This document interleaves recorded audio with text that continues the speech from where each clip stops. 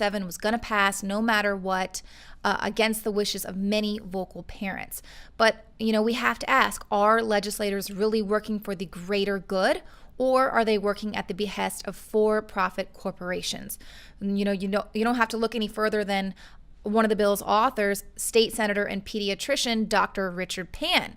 Now, Pan was among more than 24 California lawmakers who received campaign donations on record from Merck in the 2010 election cycle. And once again, his recent Senate campaign was backed by Merck, as well as GlaxoSmithKline and dozens of pharmaceutical companies and healthcare entities. Now let's talk about one of the faces of this vaccination campaign, Rhett Crowett. He is the 7-year-old who is recovering from chemotherapy treatments for his leukemia, and he's been calling on legislators to protect kids like him from unvaccinated kids at school. So he's really being exploited to manipulate support for mandatory vaccinations. What you're not going to hear in a lot of these heart-wrenching videos of Rhett is the fact that it's actually recommended for those going through cancer treatment to stay away from vaccinated individuals.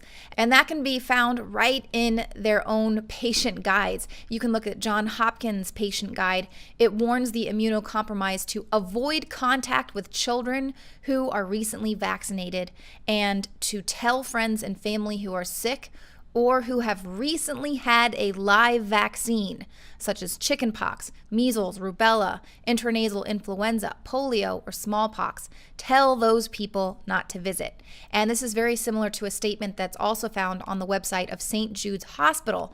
But those warnings, if you go and try and look at those links now, they've all been changed, or the page is missing or expired. But through the power of the internet, all you have to do is use the Wayback Machine, and it'll find a cached page there where you can see that prior to about March, when all of this vaccine campaigns really started to roll out and the big measles outbreak rolled out and they really started pushing for vaccination, if you go right before then, you'll see that right there, warning in the patient guide, avoid recently vaccinated individuals. Now, you will not see that after about March. So is the vaccine agenda really that big, really that strong, that they would put cancer patients at risk by removing those warnings from their guidelines? I mean, this is insane. The public health community is basically blaming the whole measles outbreak and everything on unvaccinated individuals, but it's more likely that they could have caught this from a recently vaccinated individual. And this takes me back to 7-year-old Rhett Crowett. His grandfather, Dr. Edward Crowett, MD, is a GlaxoSmithKline consultant. He's paid by GlaxoSmithKline. So yeah, no conflict of interest there, no exploitation of your 7-year-old there to push your vaccine agenda.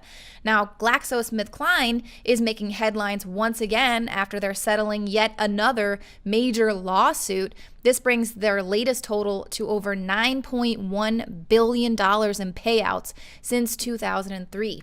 Now, this time it is due to GlaxoSmithKline's product Pandemrix, which was the swine flu vaccine that was forced upon the public during the now admitted fake pandemic hoax of 2009.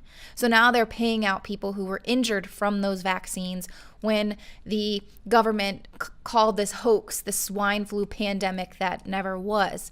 Now, neurological damage from vaccines is not a rare occurrence. And in fact, the U.S. government itself has paid out $3 billion and counting to families of vaccine-injured children. So once again, we see them in total violation of the Constitution, violating people's freedom in order to force medical tyranny on the population. And Big Pharma, once again, they enjoy legal and financial government protection status.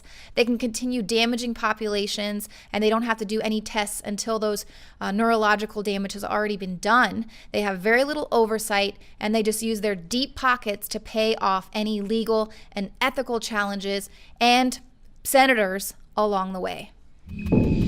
Well, that's it for our show tonight. Be sure to go to prisonplanet.tv and get yourself a free trial. You can see the Alex Jones Show, the nightly news, the special reports, the rants, all right there on prisonplanet.tv. Well, I'm Jakari Jackson from the INFOWARS Command Center, and we'll see you again tomorrow night.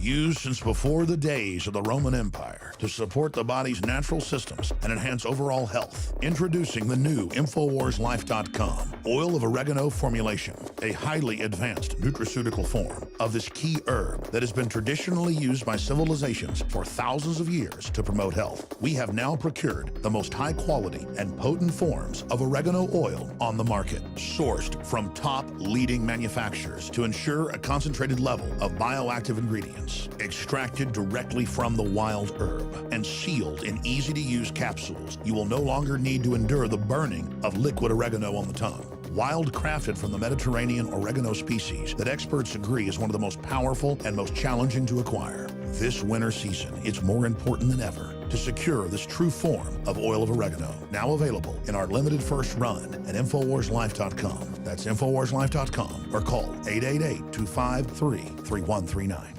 You are watching the INFOWARS Nightly News, which airs 7 p.m. Central at INFOWARSnews.com. And your support is helping us defend liberty worldwide.